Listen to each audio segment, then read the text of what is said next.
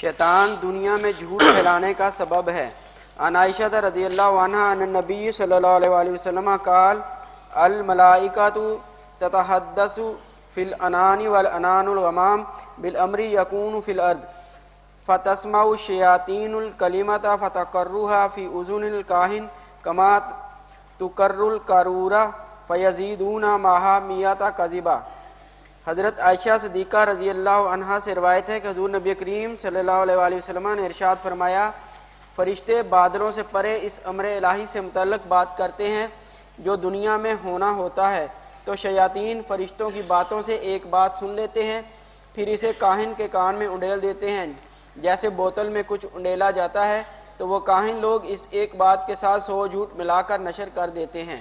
فرشتے باطلوں سے پرے اللہ تعالیٰ کے حکم کا منتظر رہتے ہیں، رب تعالیٰ کا حکم نازل ہوتا ہے فرشتے سنتے، اور فرشتے پھر آپس میں باتیں کرتے، یار آج زمین پہ یہ کرنا یہ کرنا یہ کرنا ہے۔ شیطان ایک آدھ کملہ جملہ سن لیتا، اول تو نزدیک نہیں آنے دیتے فرشتے، لیکن شیطان بھی شیطان ہے، وہ بھی کہیں نہ کہیں ٹو میں لگا رہتا ہے، کوئی ایک آدھ جملہ سن لیتا ہے تو پھر آگے کرتا ہے، وہ نیچے جو جادوگر ہیں جو کاہن ہیں ان کے کان میں جملہ ڈالتا ہے، ایک سچ ہوتا ہے اس میں 100 وہ جھوٹ ملا دیتے ہیں، اور 100 جھوٹ ملانے کے ساتھ پھر کیا ہو جاتا ہے، وہ جھوٹ کو دنیا میں پھیلا دیتے ہیں، جھوٹ کو دنیا میں پھیلا دیتے ہیں۔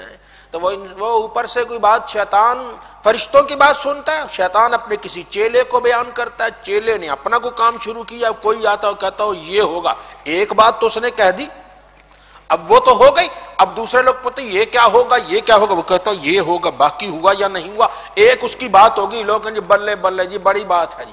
تو یہ ایسا سلسلہ چلتا ہے، ایسا سلسلہ چلتا ہے۔ تو جو کام اللہ کے ہیں اسے اللہ پہ چھوڑیے، جو کام اللہ وحدہ لا شریک کے ہیں اسے اللہ پہ چھوڑتے ہیں۔ یہ شیطان ہے جو الفاظ سنتا ہے اور سننے کی کوشش کرتا ہے، اس پر شہاب ثاقب کے یہ ٹوٹا فرشتہ کہتے ہیں تارا ٹوٹ رہا ہے، یہ شہاب ثاقب اس کے سر پہ بڑھتا ہے، اس کو مارا جاتا ہے، بھگایا جاتا ہے، دفع ہو جاؤ، یہ اللہ تعالیٰ کے اس راز کی باتیں نہیں سنتے، اس کے سر پہ بجتا ہے، روتا بھی ہے، پھر بھی کوئی نہ کوئی کلمہ وہ سن لیتا ہے، تو ایسے کلمات وہ کسی کے دل میں ڈالتا ہے تو کاہن کے پاس نہیں جاتے، وہ ایک سچ میں 100 جھوٹ ہوتا ہے، اس کی کس بات پر یقین کریں جس کے 100 باتوں میں ایک سچی ہے 100 باقی جھوٹے ہیں، وہ کون اس پہ یقین کرے؟ آئیے جانا ہے تو کسی اللہ والے کے پاس جاتے ہیں، جانا ہے تو کسی اللہ کے پیارے کے پاس جاتے ہیں، وہ کوئی بات ایسے کرتا ہی نہیں ہے۔ ہاں اللہ کبھی کبھی اس کی زبان سے ایسی بات نکال دیتا ہے، وہ نکال دے تو اس کی مہربانی ہے، بہرحال تو یہ ایسی بات ہے کہ بندہ مومن ان کاہنوں کے پاس، ان نجومیوں کے پاس نہیں جاتا، ان یہ فٹ پاتھ پہ بیٹھے تقدیریں بدلنے والے لوگوں کی تقدیریں بدل رہے ہیں اور خود فٹ پاتھ پہ بیٹھے ہیں، بھی اچھا معاملہ ہے۔ اور مسلمان بھی ایسے ہیں جو طوطے رکھے ہوئے ہیں، جو فال نکال رہا ہے، جس کی یہ ہو گیا طوطے، اس کی تو فالیں نکال، تو اپنی تو نکال نہیں سکے آج تک، تو یہ کیا معاملہ ہے؟ مومن اتنا ڈھل مل یقین نہیں ہوتا، مومن کا تو اللہ کی ذات پہ یقین کامل ہوتا ہے، تو وہ اللہ تعالیٰ کی ذات پر یقین کامل رکھتے ہوئے جب ایسی بات کرتا ہے تو رب تعالیٰ مہربانی فرماتا ہے۔ چلیں جی۔ شیطان انسانی صورت میں آ کر جھوٹ پھیلاتا ہے۔ عن عبداللہ ابن مسعود رضی اللہ عنہ قال ان الشیطان لا يتمثل في صورة الرجل فيأتي القوم فيحدثهم بالحديث من الكذب فيتفرقون فيقول الرجل منهم سمعت رجلا عارف وجهه ولا ادري ما اسمه يحدث۔ حضرت عبداللہ بن مسعود رضی اللہ عنہ نے فرمایا، بے شک شیطان انسانی شکل و صورت اختیار کر جاتا ہے، پھر وہ لوگوں کے پاس آتا ہے، پھر انہیں کوئی جھوٹی بات بیان کرتا ہے، پھر لوگ منتشر ہو جاتے ہیں تو ان میں سے ایک آدمی کہتا ہے، میں نے سنا ایک آدمی کو، مجھے اس کے چہرے سے شناسائی تو ہے لیکن میں اس کا نام نہیں جانتا، وہ یہ کہہ رہا تھا۔ اب شیطان انسانی شکل میں آ جاتا ہے، لوگ کھڑے ہیں تو اس میں آگے کوئی بات کر جائے گا، اب بات کرتا ہے تو وہ دوسرے آگے سارے اس کو سنتے، بھائی وہ یار وہ یہ بات فلاں ہوئی تھی، کسی نے کی تھی، کس نے کی تھی جی؟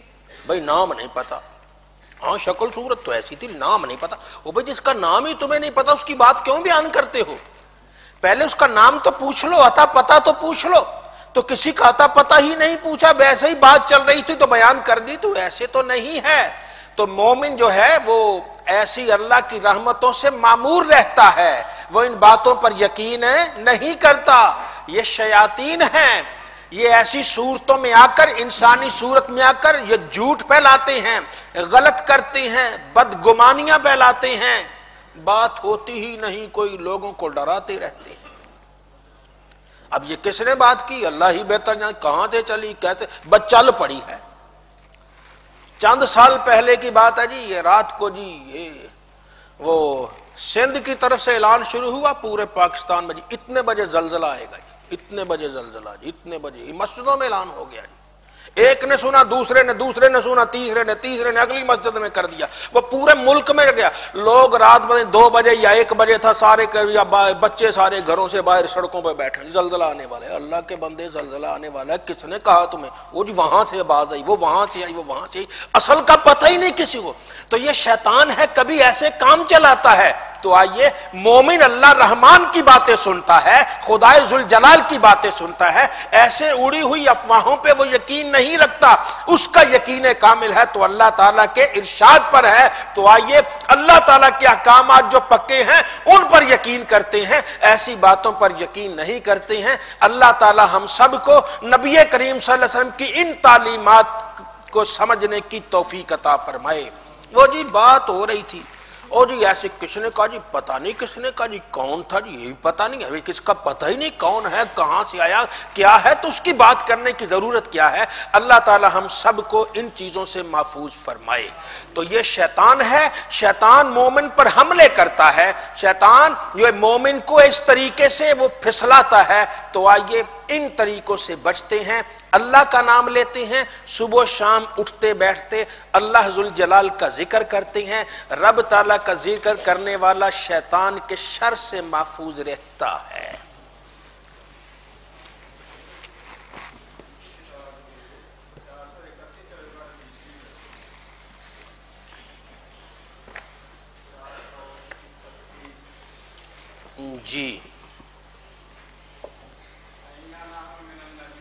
جی فرمائیے۔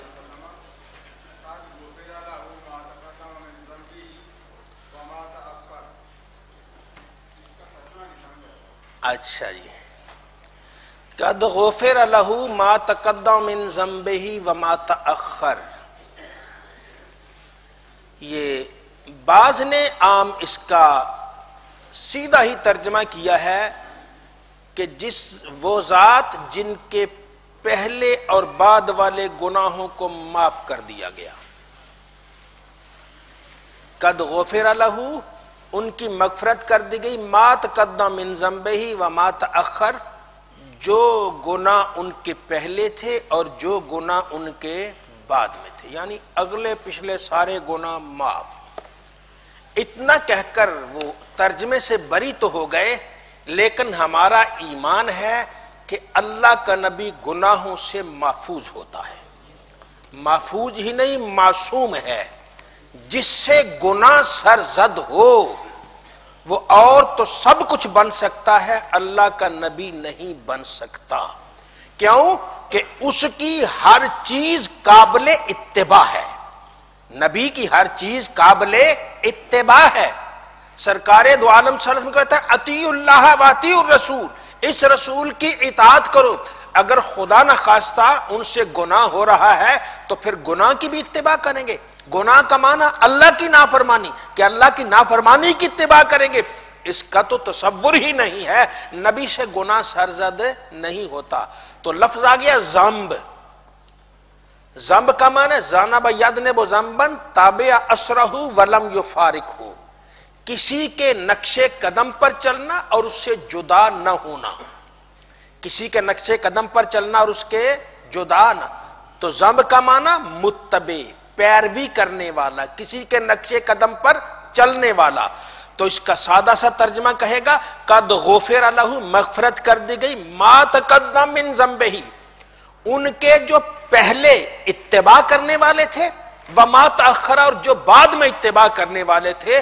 نبی کریم صلی اللہ علیہ وسلم کے پیروکار پہلے ہو یا بعد میں ہو، ان سب کی مغفرت نبی کریم کے وسیلے سے ہے۔ تو جس ذات کے وسیلے سے اللہ ان کی امت کی مغفرت کرے گا ان کی شان تو بڑی ہے، وہ جو کہہ رہے ہیں ہم کہاں گئے، تو یہ وہ بات کر رہے ہیں۔ تو اللہ تعالی ہم سب کو قرآن کا پاک اور حدیث پاک کا وہ ترجمہ کرنے کی توفیق دے جس سے باقی قرآنی آیات کی تکذیب نہ ہوتی ہو۔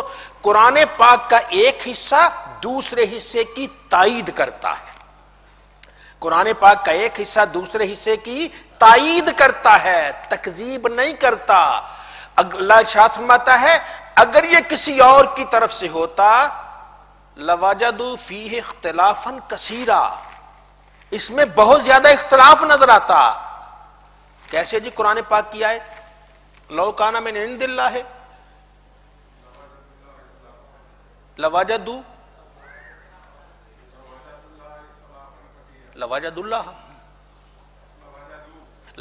ہاں آ گیا نا، لَوَجَدُوا اخْتِلَافًا كَثِيرًا۔